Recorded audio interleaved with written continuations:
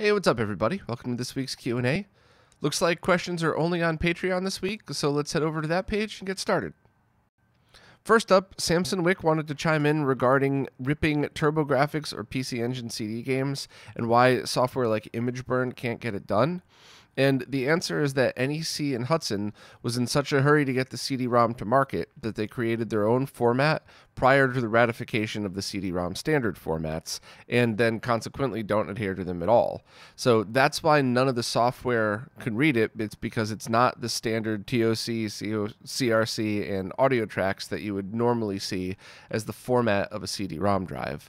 And that makes perfect sense to me. And now that you say that, I'm starting to vaguely remembering and reading about those explanations and stuff like that. But this is something I'd love to see Modern Vintage Gamer jump in and do like a deep dive on how something like this works. And knowing him, he'll probably write a piece of software like Hello World for that or something just to show how it works. But thanks very much for jumping in. And one other point Samson had was that if you use the software that was written specifically to read these PC Engine CD games, you might not be able to use Windows 10 because it was written back in the XP days, and it has to interface with the CD-ROM drive at a hardware level. So if anybody has any info on that, please let me know. I used to have older PCs laying around for this exact reason.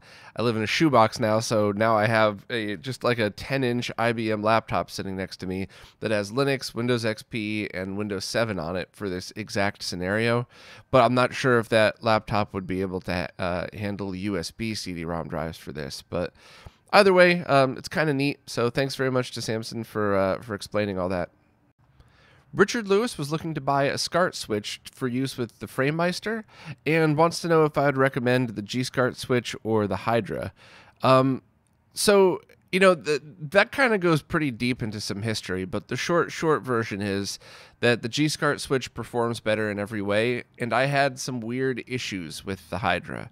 Now, maybe the design's updated, maybe everything's different now, I don't really know. I haven't tested one in at least 2 years, I would think, but the one I did test, I wasn't very happy with its performance, whereas every time there's a new revision of the G-Scart, I buy it because I love all of the features and all of the additions that Super G has been adding to it. So my suggestion to everybody when they're looking to buy a Scart Switch is to start out, if you're looking to save money, try to get that Otaku switch. I know there was some in-stock problems with that as well, but it's just a basic manual switch, 6 in, 1 out. There's technically 2 outputs, but you can't use them at the same time, so 6 in, 1 out. And as far as my pretty limited testing goes, I only spent hours on it, not days or weeks or years like the G-Scart. There was no interference even when using things like composite video as sync. It didn't bleed through on the motherboard and stuff like that. So that's a really great entry option. And then on the opposite side of that, the latest G-Scart Switch does everything you could imagine. Auto switching, dual output, sync regeneration. It's everything you'd want in a retro gaming Switch. And you can link 2 together to get 15 inputs then at that point, because remember, you need to use 1 input to connect the other one. So that's really the best. And in the middle of that, there's that new auto switch from Brazil that looks pretty cool. And while I haven't had a chance to test it myself, all the signs point to it being a very good option. And that one could also be 4, 8, 12, 16. I think it goes up to 16, but it's modular. So if you're really looking for a lot, that one might be a good option. And like I said, for all I know, the Hydra might be perfect now with no problems at all. But I didn't really, the 2 or 3 that I tested, 16 and 8 port, all had some very weird issues that might be okay, but I personally wouldn't use it. So, I never talked to Lothar at all directly. I don't know, maybe there was stuff going on. Maybe I should be talking to him to clarify all this stuff. But as far as I'm concerned, there's other options out there that are better. So it's kind of hard to recommend that when you have something cheaper with no options, a little more expensive with all the options, and that new one from Brazil should be like a Hydra, but equal in performance to a Hydra without some of the weird issues that I saw. Once again, I haven't tested it personally, just reading about it and reading what they did to build it. That's my guess. So my suggestion to you today would be see which one of these is in stock, and if the Hydra is the only one in stock, maybe give it a try. But just be careful.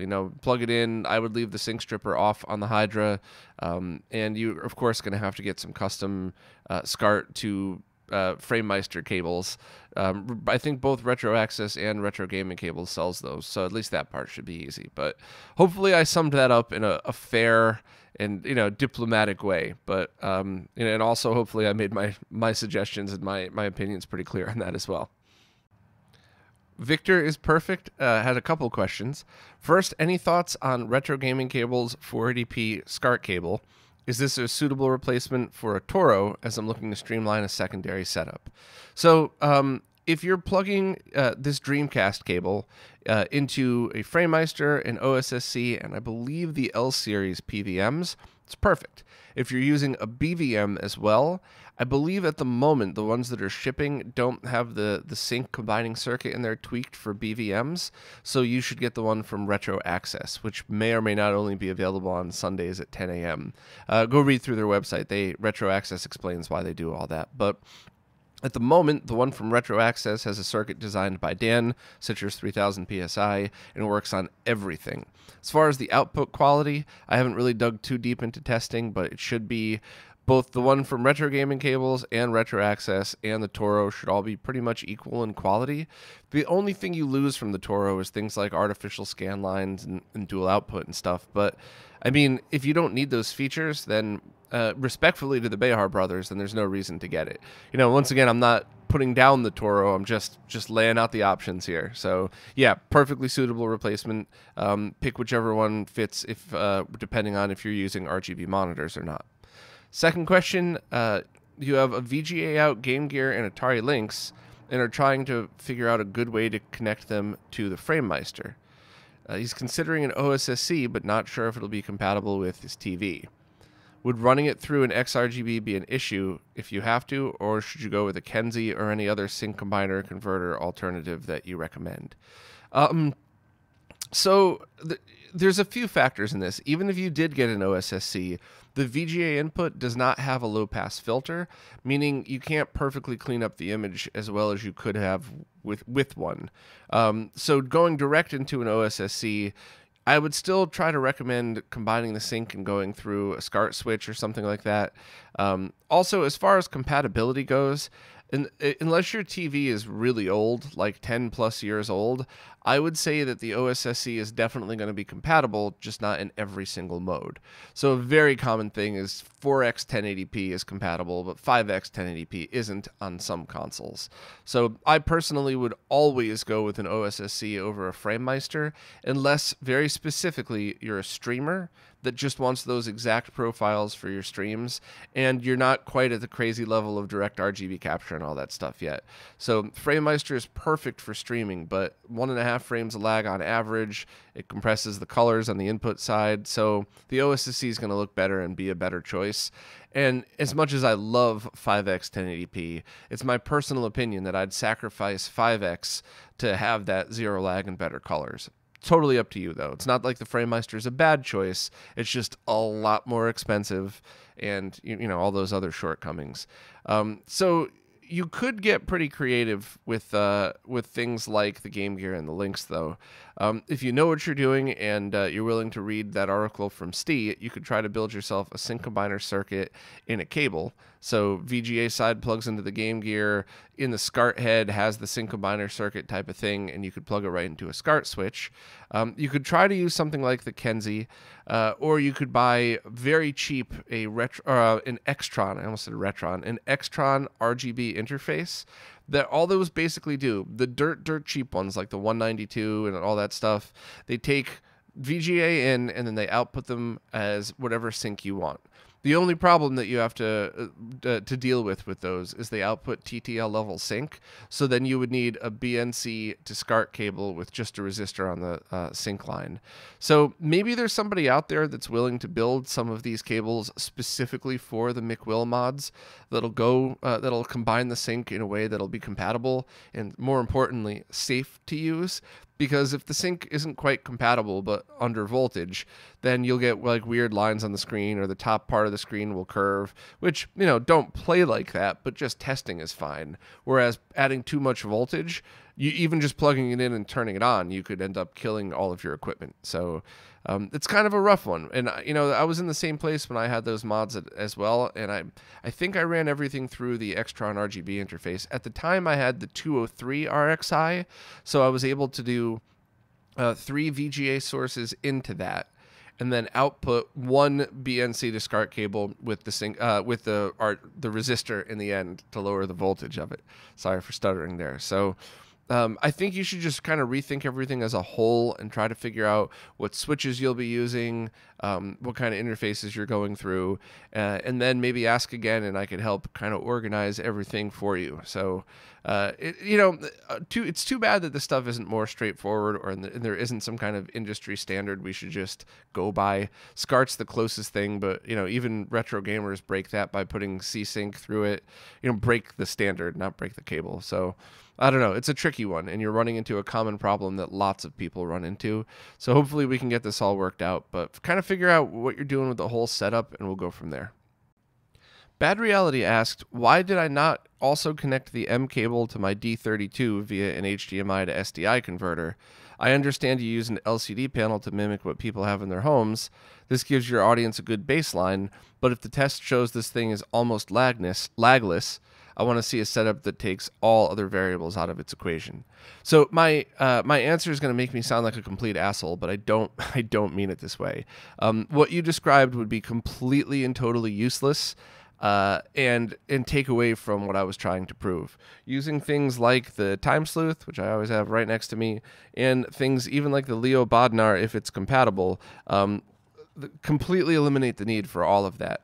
What I showed was that without the M cable, the Time Sleuth showed 4 milliseconds of lag, and with the M cable, the Time Sleuth still showed 4 milliseconds of lag, and that's all that matters. So when you say the thing is almost lagless, that's technically correct, but not practically correct. Practically speaking, zero lag. There is no way that it is absolutely impossible, even if you wrote custom software that pulls the console, every millisecond, which I'm not even sure if that's possible. Even if theoretically you did that, you still would not be able to tell the difference in a few microseconds of lag. So, if you want to throw math at people and stuff like that, that's fine. Or if you want to go from the opinion of, like, if you want to daisy chain 5 M cables together, you might end up with 1 millisecond of lag. I don't know. I'm just proving your point here. But it's lagless. Also, the M cable to my D32 via all that stuff, I'm not really sure if you mean that to see how the effect looks on a CRT, but even if you're not, the point I want to make about that is very often when I play stuff in 720p on the D32, it just looks like a flat screen. It's just perfect. So I almost never use the D32 in 720p. It's almost always going to be 240p, 480i, and 480p. And if I do pump 720p into it, it's a specific reason. Like when I was using the Wii U and trying to play a DS emulated game through their virtual console, there was so much lag that I needed to move it from my plasma at the time that I had to a CRT. And I even think then after a while I just brought it down to 480p widescreen because it felt more like a CRT and less like a flat screen. So once again, I'm really sorry. I know it must sound that way, but when I say things like useless, I don't mean to come across as an asshole. I just want to make sure I make the point very clear so that you understand why I would skip things like that. So hopefully my tone and the fact that I'm smiling at you, you'll be able to take that with as constructive answer, not just me being a dick. Cam wanted to follow up with the question from last week about problems with the Blister and a custom Neo Geo controller. I guess the Blister wasn't seeing it at all. I recommended a few random things to try, and apparently those worked. The problem is only with these controllers. And the good news is that just means it's probably a pinout issue because Neo Geo controllers are always just on-off switches with ground and voltage. And the Blister simply takes those pins and moves it into the correct pins to send to the blistered box. So if the ones that if the controllers that Magic Trash Man made for you are not working through the blister, that should be a very easy fix. Make sure voltage is going through, make sure all the grounds are connected, and make sure it's wired to the Neo Geo standard. That should be pretty easy. So I would just contact Magic Trash Man and see if there's any tweaks that he could do. But I'm really glad your blister is working. I still haven't tried anything other than a Genesis controller.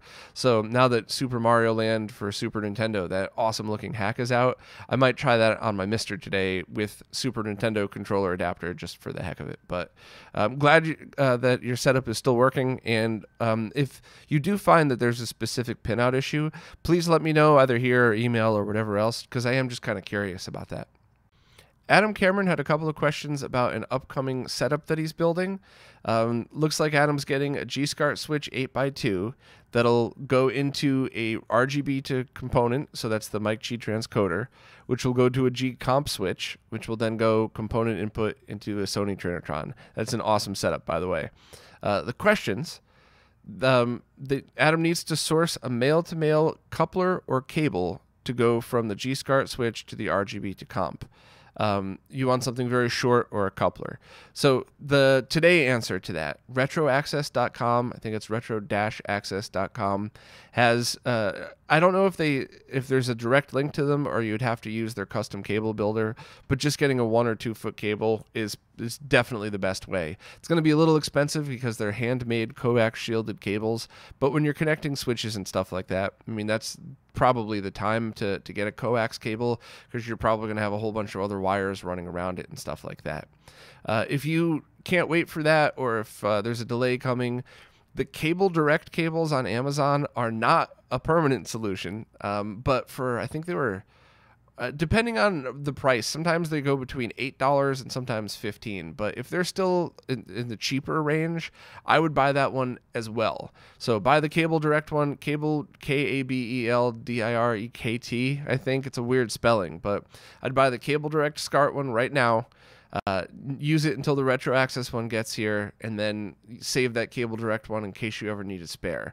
For the price that they were going for the last time I bought them, $8 or $9, it is absolutely worth leaving in a toolbox as a spare cable or something like that.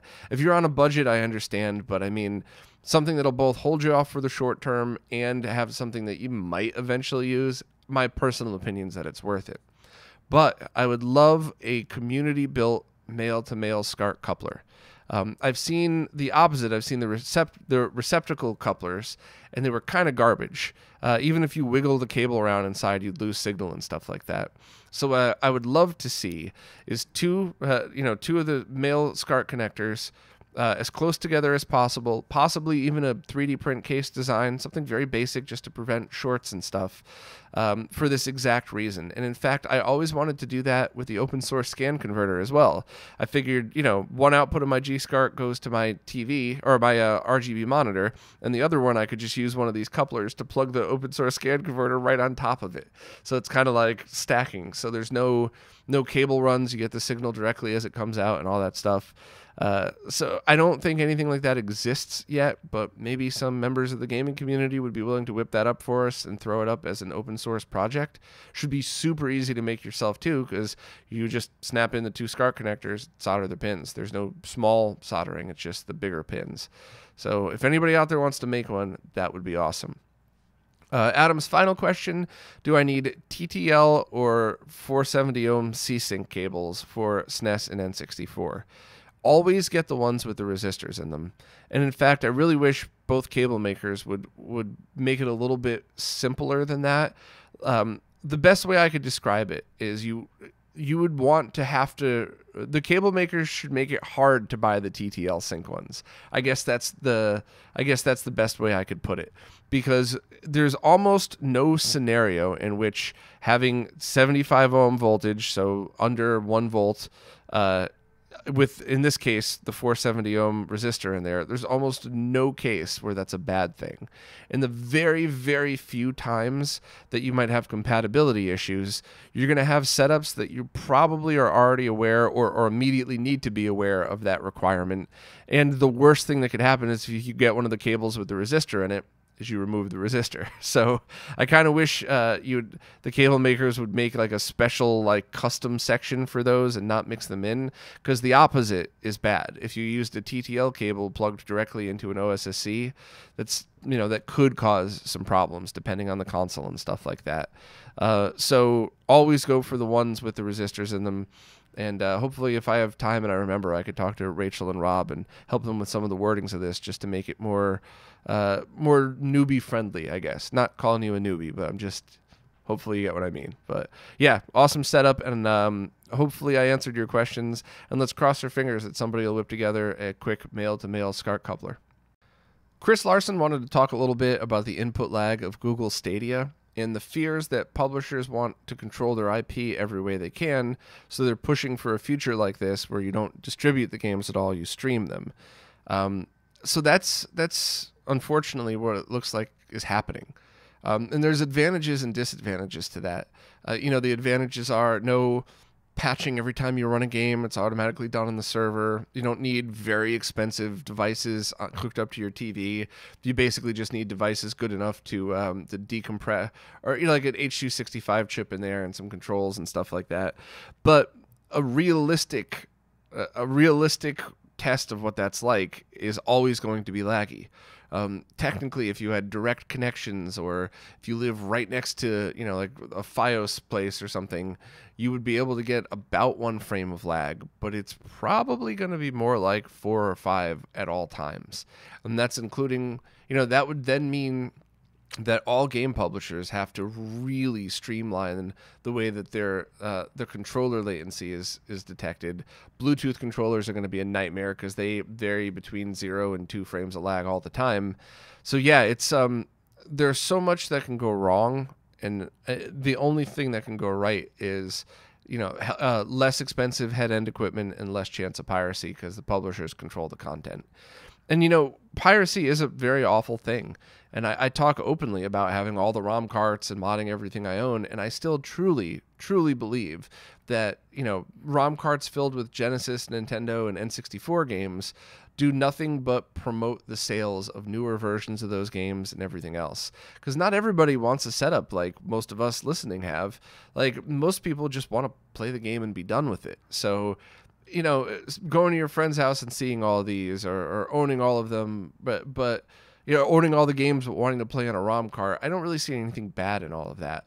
But on the other side of it, you look at things like the 3DS. I mean, there are still brand new games getting sold for that, and there are still, as soon as that jailbreak came out, now tons of companies are losing money as a result. And that stinks, and that's not fair. So, there's a lot of people that always like to, used to like to jump down my throat every time I mentioned ROM carts and stuff like that. But I think even those very passionate, let's call them, people that hated ROM carts are starting to realize that for retro, it's really more of just promotion than anything else. No one's losing money, and all the collectors I know still have all of their games and still buy them from the local game stores. But modern games is totally different. So, I don't know. I don't know what the correct answer for this is.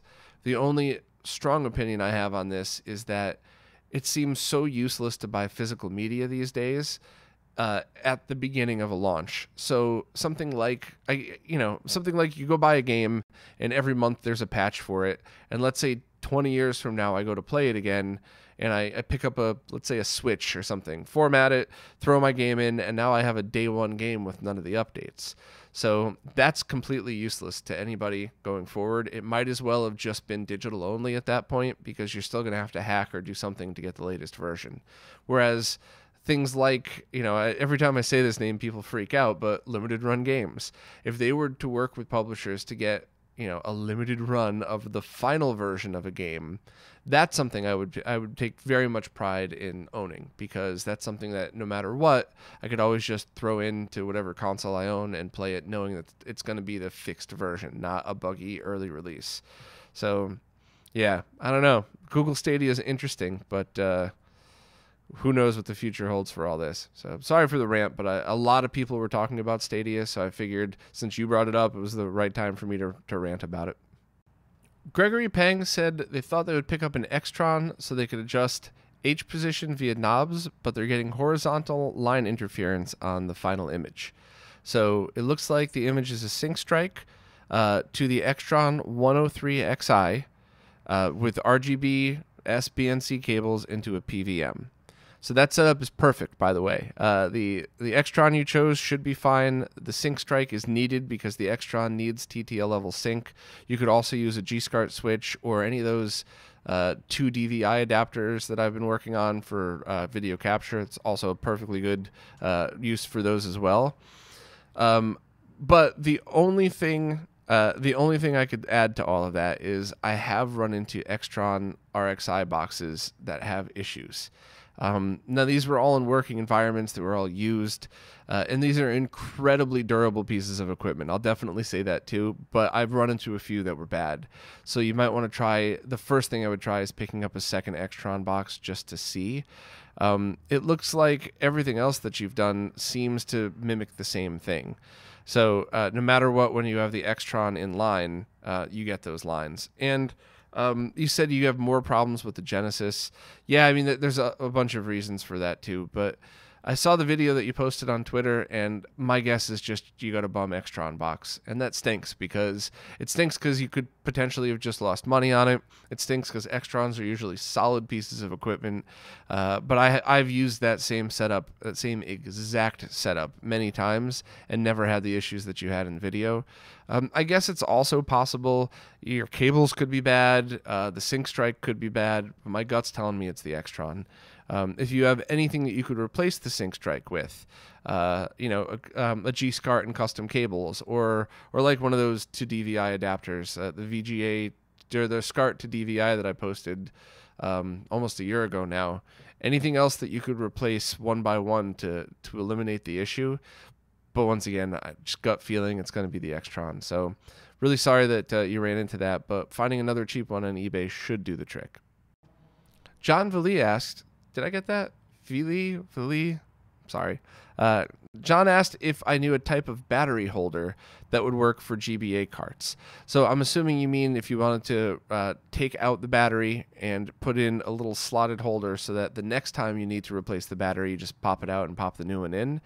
And my guess is no, because there's not much room in there. You might want to double check. I don't know if Voltar's done a video on GBA games yet. I know he's done Famicom and stuff, but my guess is going to be no. And the second question is, do I happen to know the ideal replacement battery for the few GBA carts that use them? I don't, and also I'm not sure if they would all use the same battery. So, generally speaking, if you do a NES or a Famicom game, they would all use the same type of battery. But because the GBA carts are so small, it might have been slightly different. It might have been different sizes. So I would always double check unless you knew somebody that's replaced a battery in the same game. So let's, if I replace Mortal Kombat 11 for GBA or whatever, I know it's not on there. If I opened it up and I saw a specific rev of battery and you had the same exact game, sure. But different games I wouldn't always trust had the same battery, because that was getting around the time where people started to use a different method of saving games, and it wasn't always with a battery. So I would pop it open just to make sure. It probably is a good practice. Well, that's it for this week. Just a note, I believe the service Bitbacker is changing names, so I think they got bought out by a better service that's essentially the same thing. So, if you see that change, it's nothing new. It's the same thing with a different name. And once again, I sign up for all of the support services that are out there because I just want to make it easier for people who want to support. By no means am I trying to imply that I want more than one, service supported from somebody. Not at all. I just figure, like, if people are only supporting on YouTube and they want to support retro RGB and all the crazy stuff that we do, I don't want to have people have to sign up for a brand new service if they're already supporting other people on another service. So I'm always just going to keep adding them as they come, just to try and make it easier. All services and all support is always appreciated, no matter where it is. So thank you all very much. And for anybody new to all this, just ask the question in the newest Q&A post wherever it is that you do support. I can't really go back and figure out out which questions were asked or not. And I never miss a question on purpose. There's been a few times I screwed up somehow in post and forgot about it. But if I don't get to your question, it's either because it comes in after I shot the Q&A already, or because of a mistake. So, thanks for your patience. Re-ask it again. And if it's like a super important thing, just message me directly. But as always, thank you so much for all your support, for participating in these, and just for being awesome. Thank you again, and I'll see you next week.